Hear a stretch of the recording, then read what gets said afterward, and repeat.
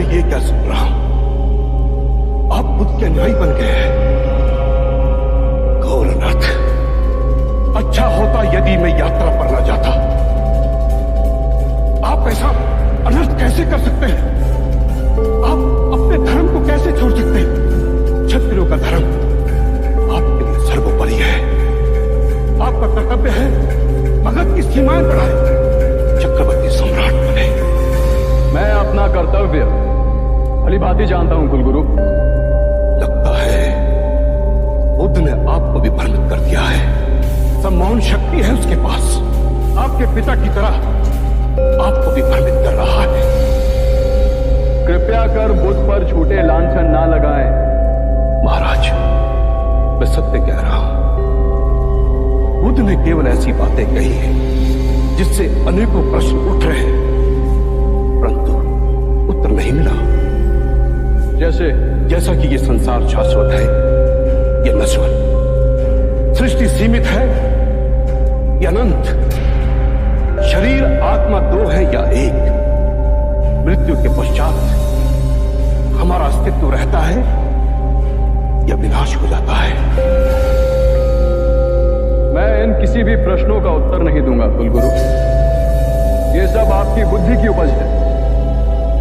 बुद्ध ने कभी भी अपने उपदेश में इन बातों को तनिक तूल नहीं दिया। यदि शाश्वत प्रश्नों का बुद्ध के पास स्थूल नहीं है, तो वो किन विषय पर उपदेश देते हैं? उनके प्रवचनों का हमें क्या लाभ?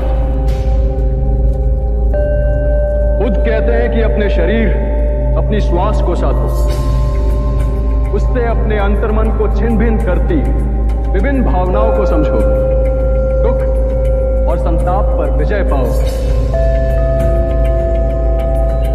जीवन की छोटी छोटी अनेक लहरों के थपेड़ों में सजग और ध्यानपूर्ण जियो। बुद्ध जीवन से मुंह मोड़ने को नहीं कह रहे, चेतना से जीने को कह रहे हैं।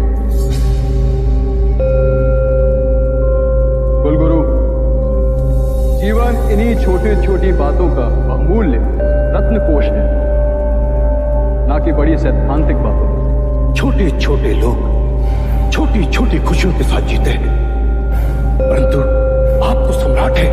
आपका स्तर इस मगध में सबसे सर्वोपरि है। स्तर का विचार भी मनुष्य बुद्धि की उपज है। लगता है महाराज, आप विनाश की ओर जा रहे हैं। एक क्षत्रिय होकर ज्ञानियों जैसी बातें कर रहे हैं आप। क्षत्रिय और ब्राह्मण, ये अंतर भी मनुष्य बुद्धि ने पैदा किया। मुझे बुद्ध के चरणों में शांति मिली। महाराज, यदि आपको शांति चाहिए तो मैं इसके कई उपाय आपको बता सकता हूं। आपसे केवल मुझे अशांति ही मिली है कुलगुरु। आप क्या मुझे शांति देंगे? आपकी बातों में मैं अपने धर्मपरायण पिता की मृत्यु का कारण बना।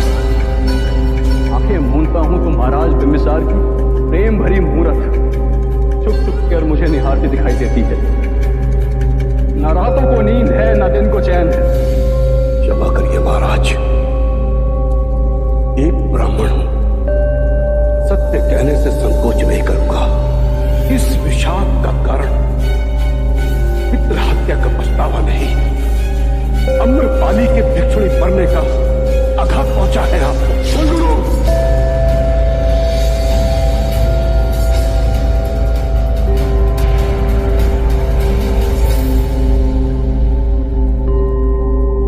लगता है बुद्ध ने आपको यही सिखाया है।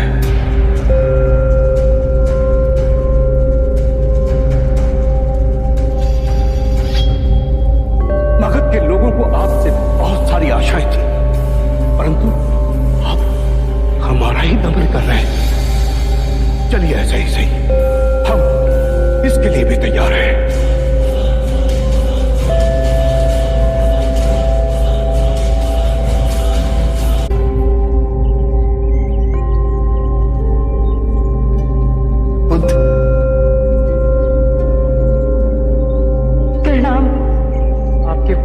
सुदत की पत्नी पूर्णलक्ष्मी आई। क्या हुआ बहन? और सुदत के विश्वास है। प्रभु, आपके परम सेवक सुदत्त अब अपनी अंतिम सांसें गिन रहे हैं। मृत्यु के भयंकर क्षणों में उनका मन केवल आपकी ओर मुड़ रहा है। कृपा करें प्रभु, कृपा करें। हम तो सांसारिक हैं, किंतु मेरे स्वामी ने आपकी सेवा में सदैव अपने आप को न्यौछावर किया है। उनको अंतिम सांसों में अपने दर्शन दीजिए प्रभु, अपने दर्शन दीजिए। सुदत्त ने निस्वार्थ भाव से मेरी और मेरे भिक्षुओं की सेवा की। निर्धनों को दोनों हाथों से धन बांटा, हमारे लिए विहार का निर्माण कराया।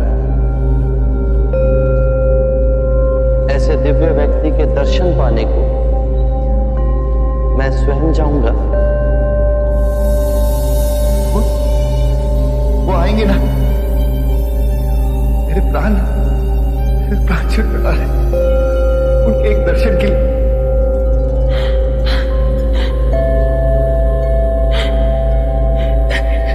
देखिए तो स्वयं बुद्ध आए हैं। बुद्ध?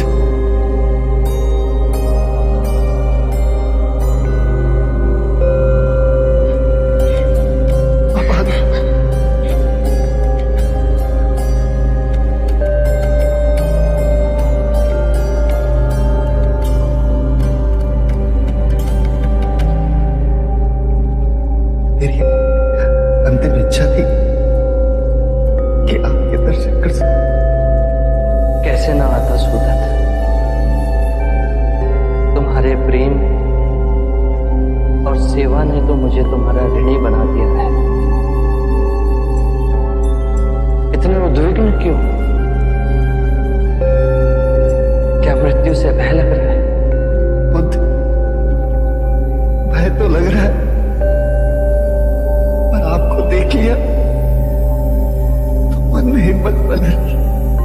डरो मत सुदत्त, आज तक तुमने अपना सारा जीवन दूसरों की सेवा की।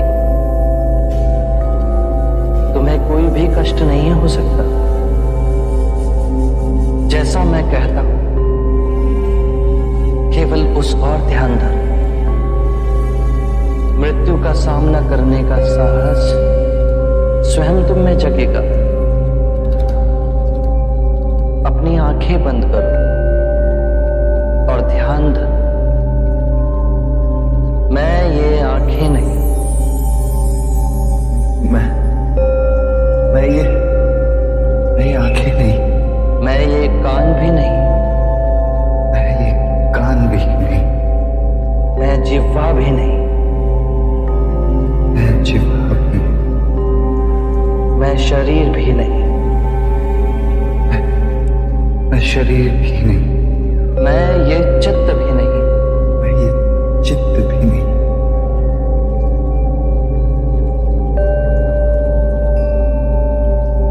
ध्यान नहीं लग रहा? ध्यान केंद्रित करो सुदत्त, अपनी आंखें बंद करो। जो मैं देखता वो मैं नहीं, जो मैं सुनता वो मैं नहीं, जो गंध आ रही है वो मैं नहीं, जो स्वाद, स्पर्श, विचार उठ रहे हैं उन सब में भी मैं नहीं। जो मैं देखता हूं वो मैं नहीं, जो मैं सुनता हूं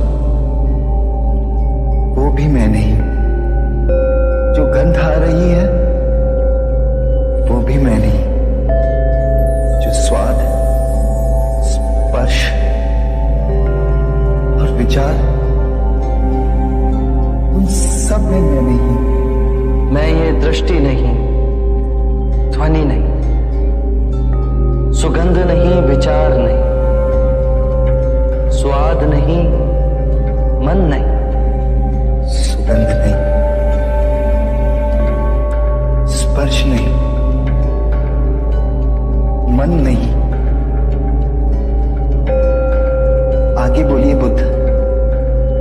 पृथ्वी तत्व नहीं, मैं आकाश भी नहीं, मैं वायु भी नहीं, मैं जल भी नहीं, चेतना तत्व में भी मैं नहीं।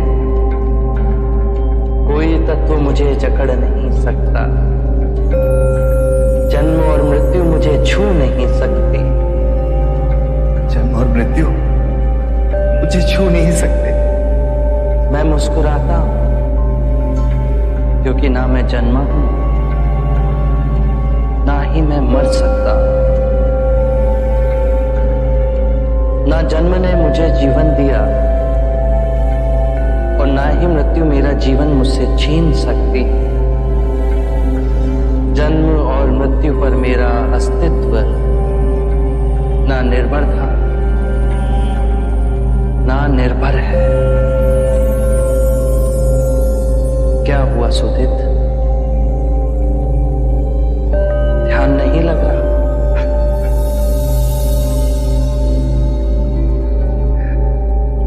ध्यान तो लग रहा है प्रभु। आपके एक शब्द उसकी बूंद की तरह मेरे अंतर मन में गिर रही। मैं तो केवल इसलिए रो रहा हूं कि इतने वर्ष मैं आपके समीप रहा, आपके दर्शन पाए और अंतिम समय में आपके वचन समझने का मुझे अवसर मिला।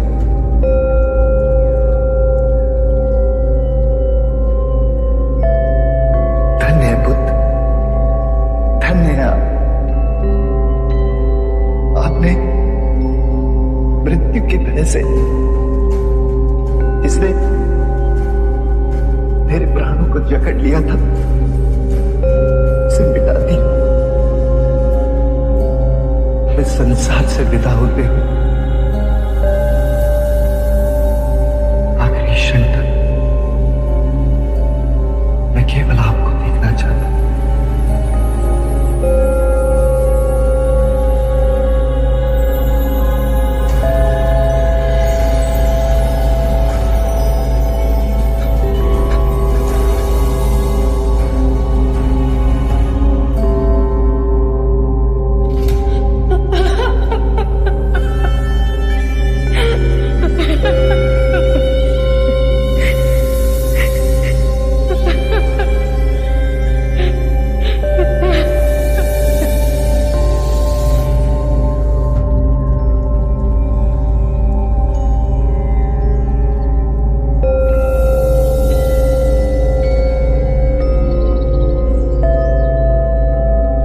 सरिपुत्र,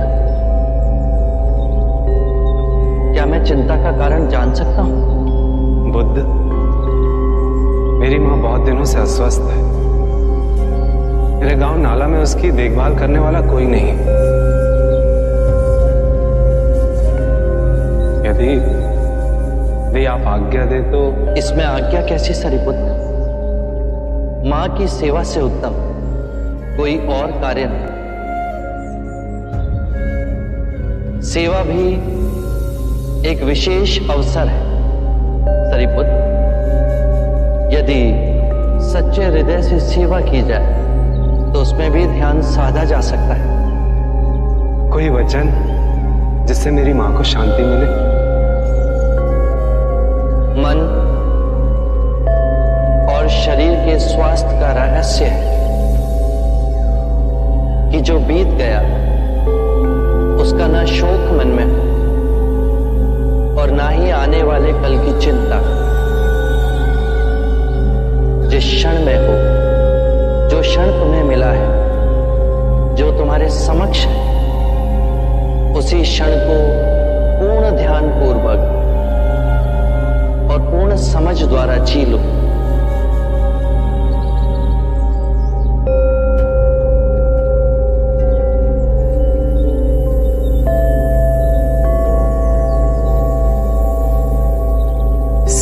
प्रतीत हुआ कि आपसे बहुत दूर जा रहा हूं।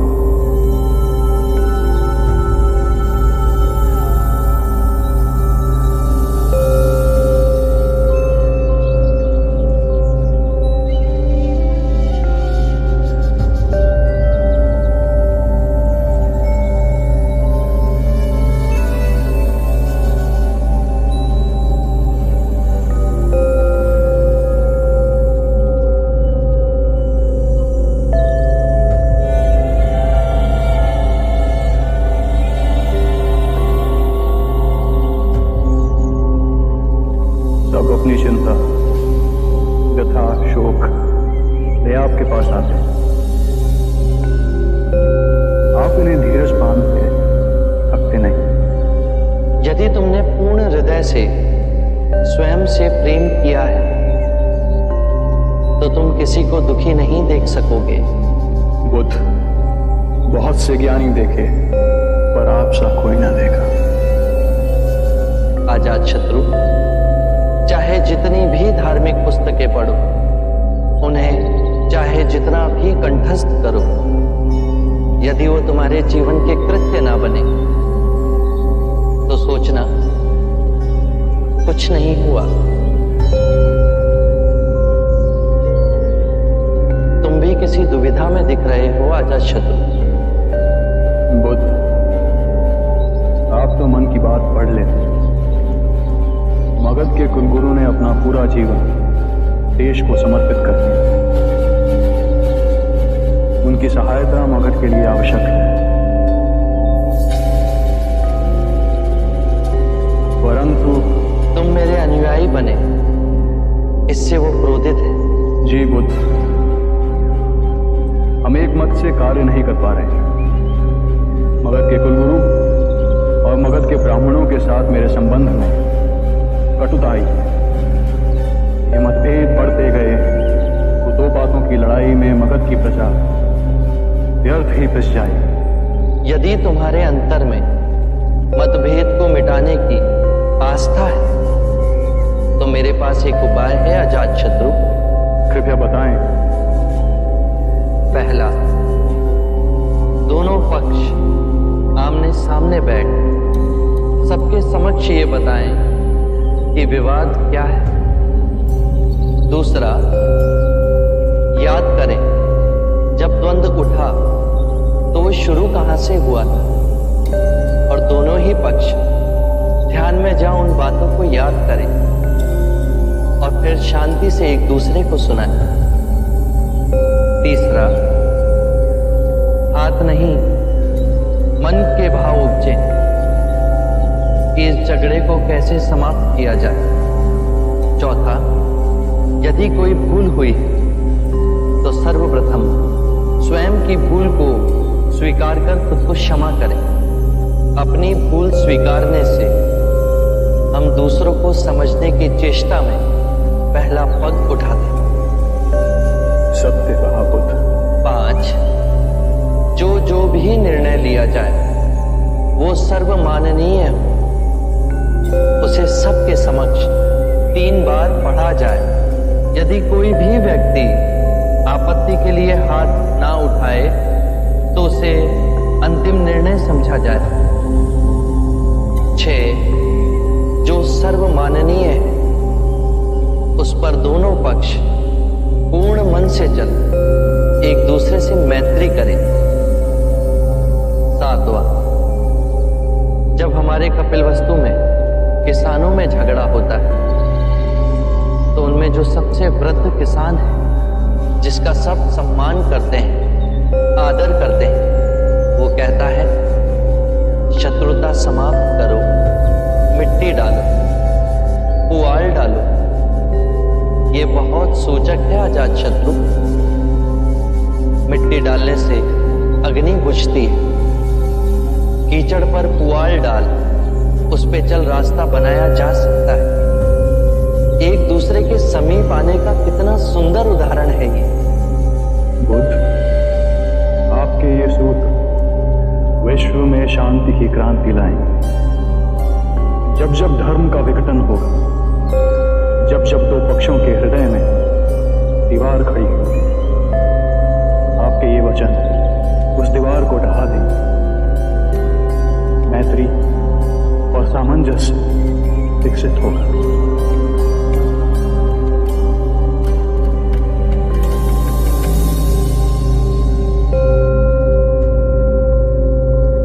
कुलगुरु, हमारे बीच के मतभेद के कारण मगध का कार्य बाधित हो।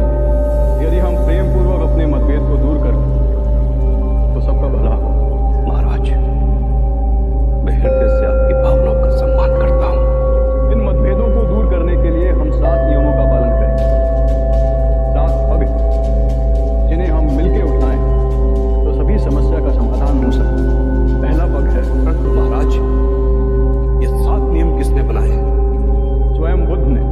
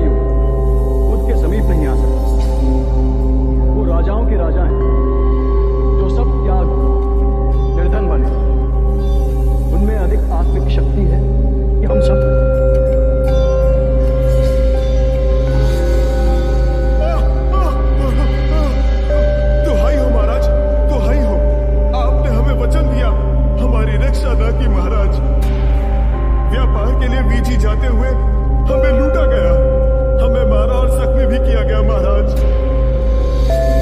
तो आपकी सुरक्षा के लिए हमने सेना की टुकड़ी भेजी थी। पर आपके सेना नायक हमारी सुरक्षा के लिए नहीं है महाराज। केवल 5 सैनिक हमारी तरफ से लड़े और वो भी उन लुटेरों ने मार दिया। सेनापति जी महाराज। ये क्या सुन रहे हैं हम? हमारे आदेश का उल्लंघन हुआ है। क्षमा महाराज, हमें भी इस सदन से पहले ही ये समाचार मिला कि हमारे दोनों सेना नायक दीक्षा लेकर भिक्षु बन गए। जब मैंने उनसे कारण पूछा तो उन्होंने कहा कि हम भी अपने महाराज अजातशत्रु की तरह पंचशीलता का पालन कर अहिंसा के मार्ग पर चलना चाहते हैं। महाराज, यदि हमारे सैनिक साधु बनते रहे घोर कष्ट हो जाएगा।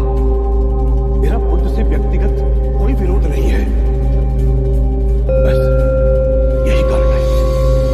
बुद्ध तो क्षत्रिय होकर ब्राह्मण बन गया। यदि क्षत्रिय ब्राह्मणों का आचरण करेगा तो सारी व्यवस्था तहस नहस हो जाएगी। सेना के सैनिकों को कैसे दीक्षा दे सकता है वो? भविष्य की तरफ देखिए। यदि ये मगध के सारे सैनिक भिक्षु बन जाएंगे तो मगध की रक्षा कौन करेगा?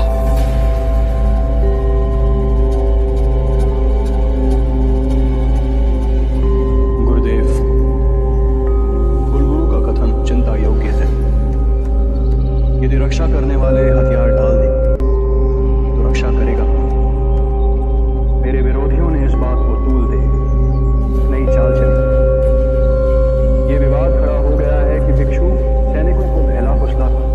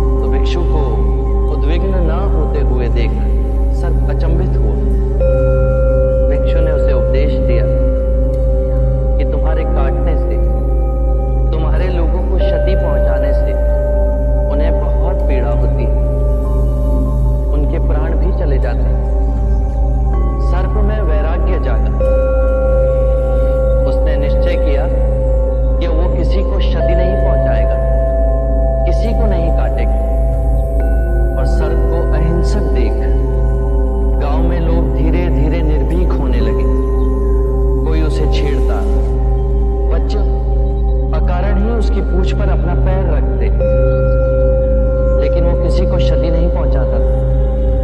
बच्चे उस पर पत्थर फेंकते, किंतु फिर भी वो पलटकर वार नहीं करता था। भूख और पीड़ा से वो क्षीण हो गया था। रात्रि में कुछ कंकर पत्थर खा लेता और अगले दिन आक्रमण का सामना करता। वो सर्प इतना घायल हो गया था कि गांव वाले उसे रस्सी से अधिक नहीं समझते थे। और फिर उस मार्ग से पुनः वो भिक्षु गुजरा। जब उसने सर्प की ये दुर्दशा देखी तो वो बहुत दुखी हुआ। उसने सर्प को औषधि लगाते हुए पूछा कि तेरा ये हाल कैसे हुआ?